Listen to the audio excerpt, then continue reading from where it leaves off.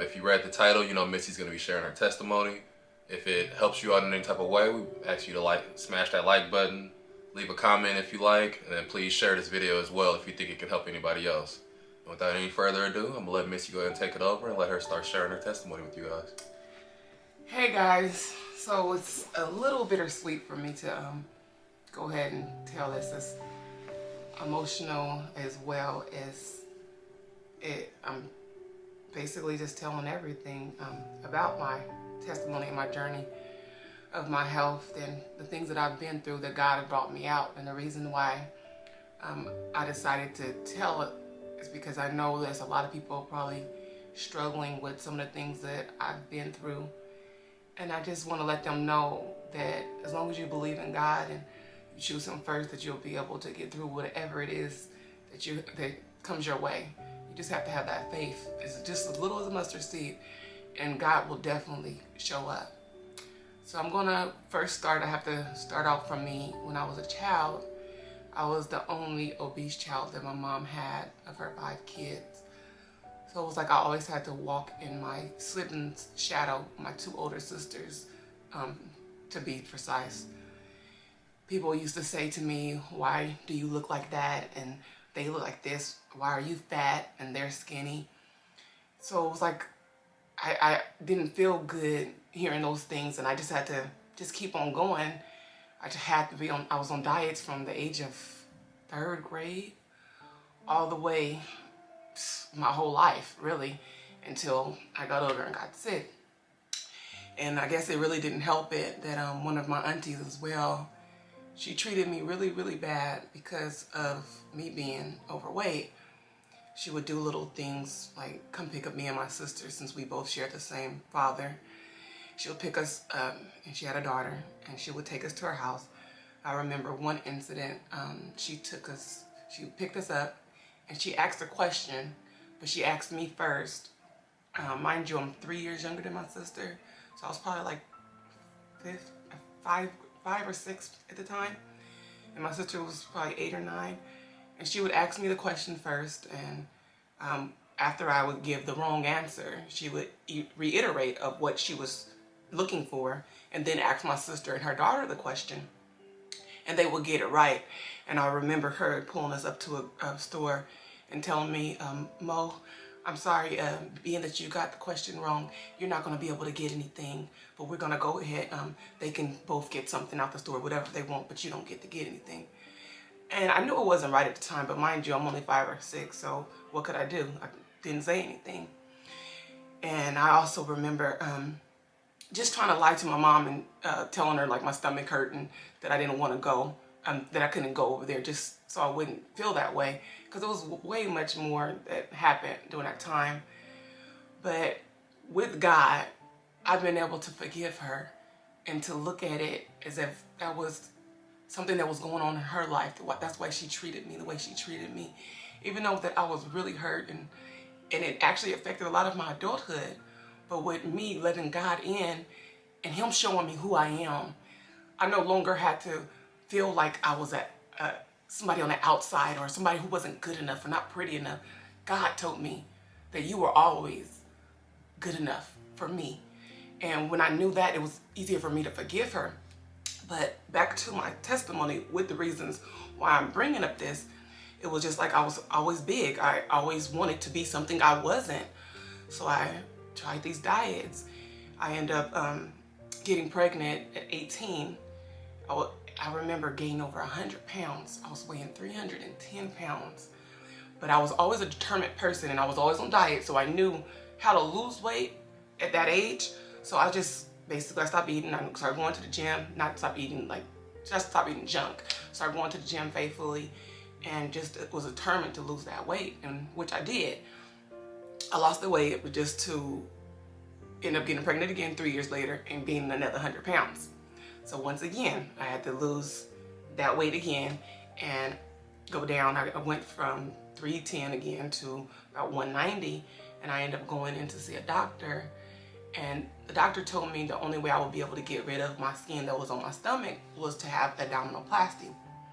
And mind you, I always wanted to be skinny. I was always the big friend of all my friends. So I was always the big sister of my siblings.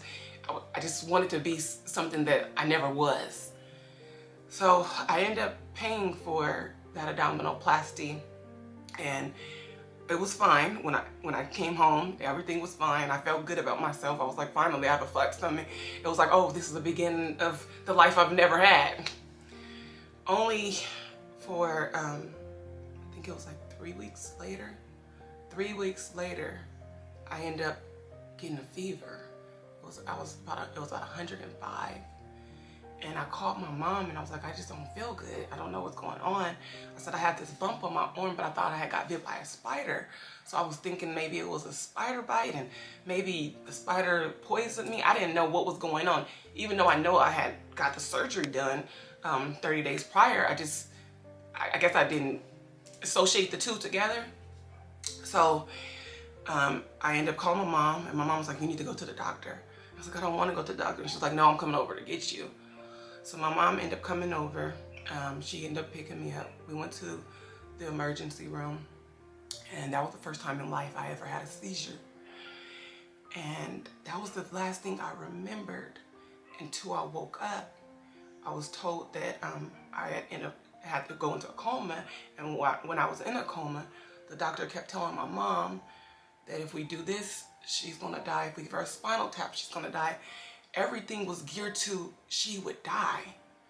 So they actually had my mom, call all the people who knew me so they could come say their goodbyes to me. And when I woke up, I was thinking, you know, when everyone told me what happened, I was grateful just to be woke. Even though I didn't feel good and I was still in pain, I was thinking it was over. Not only knowing that was just the beginning of the journey that I had to face. I ended up being in the hospital for, I think that first time was like 2 to 3 weeks. And everything just started failing. My pancreatitis started functioning incorrectly. My heart rate started rising and my blood pressure started dropping, and no one knew what was going on with me. My body, they did say I went sepsis. So from the antibiotics, all these different, it was a domino effect. Everything just started failing. And I couldn't eat. I remember trying to eat, but I had no appetite. And everybody was like, oh no, you gotta eat. And I tried and I couldn't. So I remember trying to get up and walk, and I remember being so dizzy. So when I left that hospital, I left in a wheelchair. Every time I would try to walk, I couldn't even walk to my front door without passing out. So the only way I could get around was a wheelchair. And I remember just feeling like, was it really that worth it? Was that really worth it just to get that small stomach that your sister had or your friends had, just to be something else, to be in this position? But it was like, I had to go through this. I didn't understand, and I started thinking like, if I did something wrong to people, God, please forgive me. And I was just praying. I just was relying on to God, and just prayed and I prayed. And at the time, I was actually with someone who wasn't really supportive of what was going on with me, being that I always wanted to be skinny. I remember him saying, well, you always wanted to be skinny. There you are now. And this is when I was 115 pounds, a size 0. I ended up losing, I think it was over 60 pounds in like 3 to 4 months. I was 100 because I was 190 when everything happened. So yeah, I went all the way down to 115. And I looked like I had cancer. I remember people seeing me and they just felt so sorry for me. I seen it in their eyes. And it was heart-wrenching for me to go through that. It was like I couldn't escape it. It was like I was in a body that I didn't want to be in. I had to walk by the mirror and see me. I didn't like to see me in that mirror. I couldn't be there for my kids the way I wanted to be.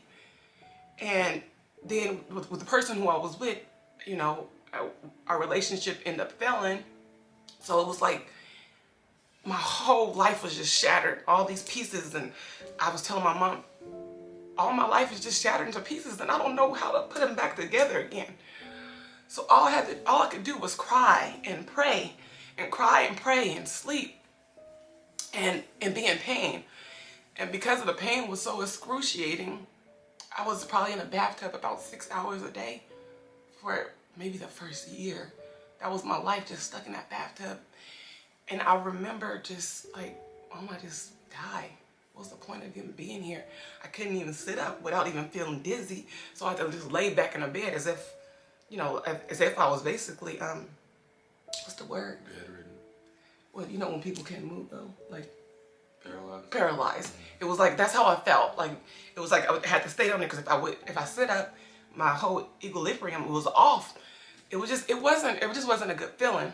And on top of that, associated with excruciating pain, I was just in pain every single day. My stomach just kept hurting, and then I couldn't eat. So I kept going back and forth to the doctor. So then finally the doctor was like, okay, well, she's in pain. Let's go ahead and prescribe her. The first thing they prescribed me was hydrocortisone.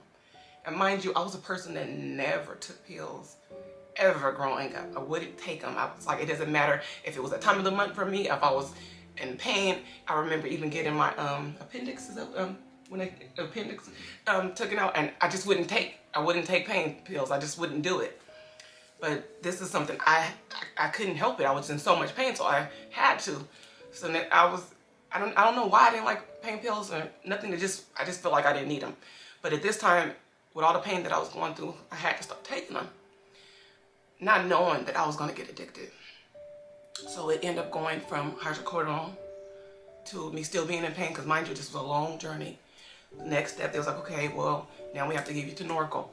Then Norco wasn't doing anything because I kept going to the emergency room over and over again. So then they finally put me on Percocet with morphine. And I just remember always taking them every single day. Feel like that's what I had to do as soon as I wake up, as soon as I go to sleep. Not knowing that really I was getting addicted to this. And I felt like that was the only way I can get through. And I knew that something was wrong, but I kept on telling myself, no, it's okay, because it was a form of a prescription. But it wasn't right, because I was supposed to take only this certain amount, and I found myself taking, I think I was supposed to only be taking like 2 times. I remember one time taking 10 milligram Percocets, and it was nothing but the grace of God that I'm still here. But I was definitely reliant on it, and the devil had a strong hold on me. I could not shake those pills. And once, even when my husband came in my life, when he did came in, I was still on the pills, but I did start to feel a little better. It was like the companionship of another person actually caring for me the way I looked, and I didn't even want to see myself. And I remember throwing up all the time and using the bathroom. When I threw up, I remember him coming in the bathroom one night when I was throwing up, and I know this is visual, but I threw up and I used the bathroom both ends. What he did, he just cleaned me up and he put me in a bathtub, and he told me, it's okay, you're not going to be like this forever.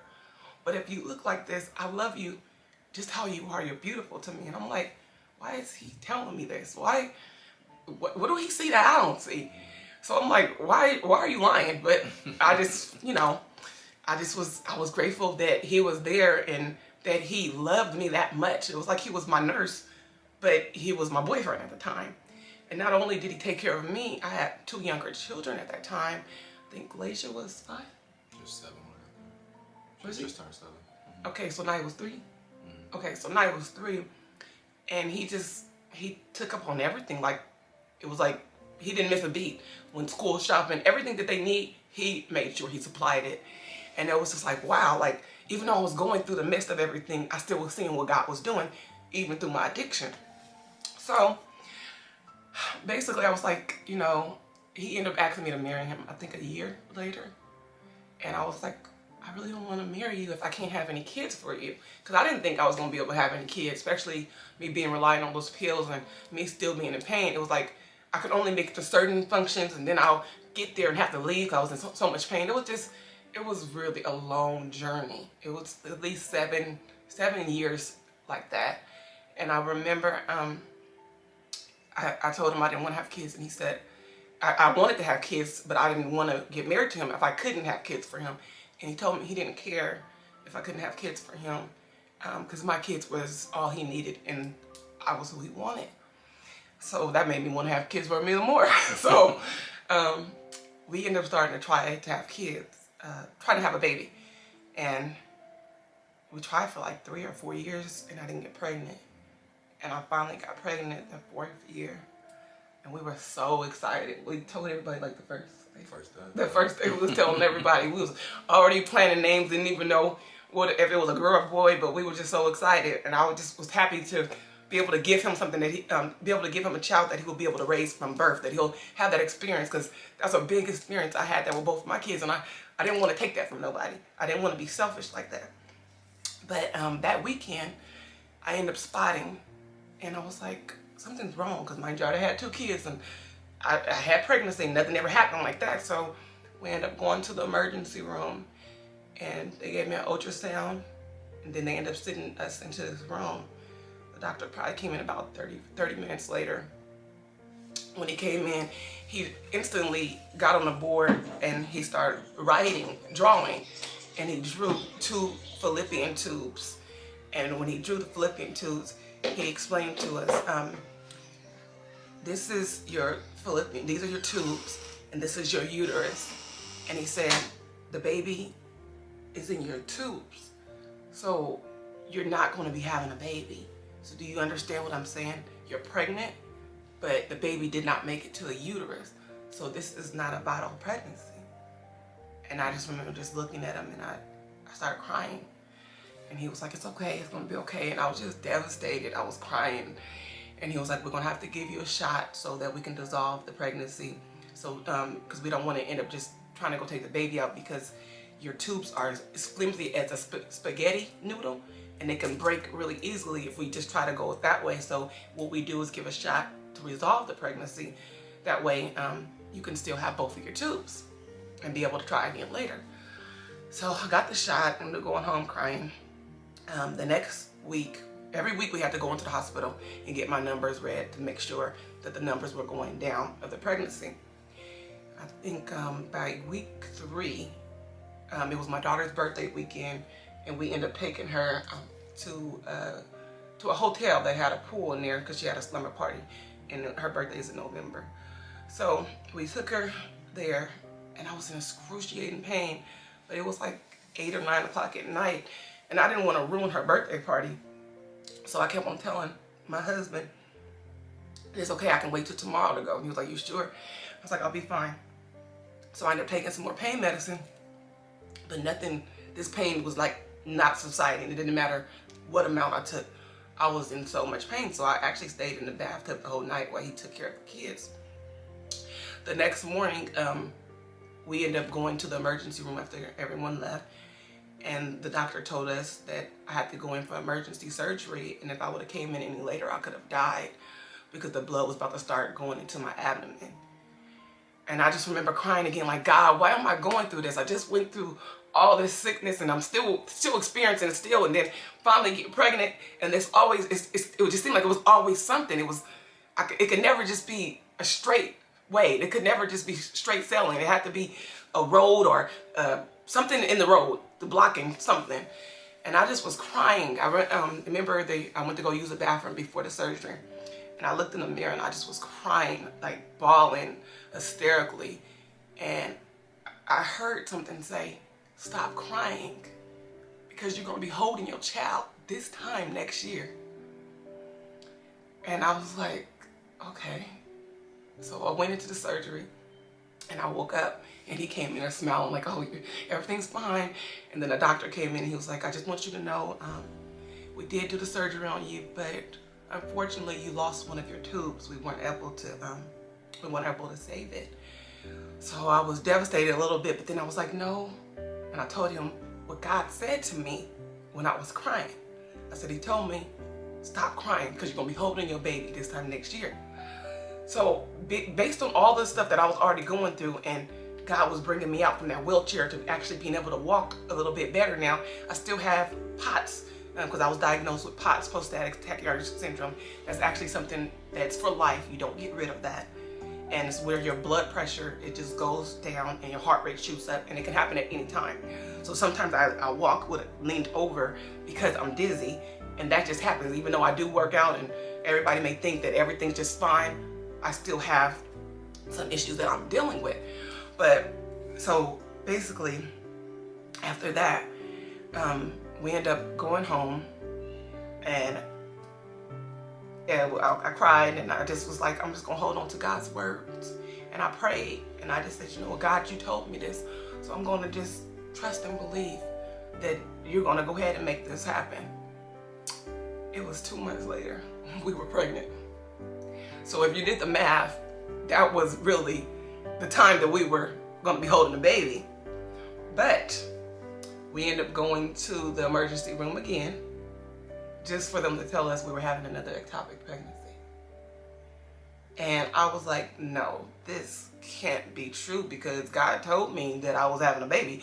How is it that I'm having another ectopic? If I have another ectopic pregnancy, the same thing will happen last time, and I'm gonna have to go in and get a surgery, and I'm not gonna have no tubes, and I'm gonna be barren. And I'm like, no, this can't be true. So I'm crying like, no, God, you told me this. How did you tell me something and I'm going through this? So the doctor said, well, I can't confirm it, but based on the ultrasound and what you're telling me, how many weeks that you're supposed to be, we're gonna have to send you to an ultrasound specialist, and they'll be able to let you know.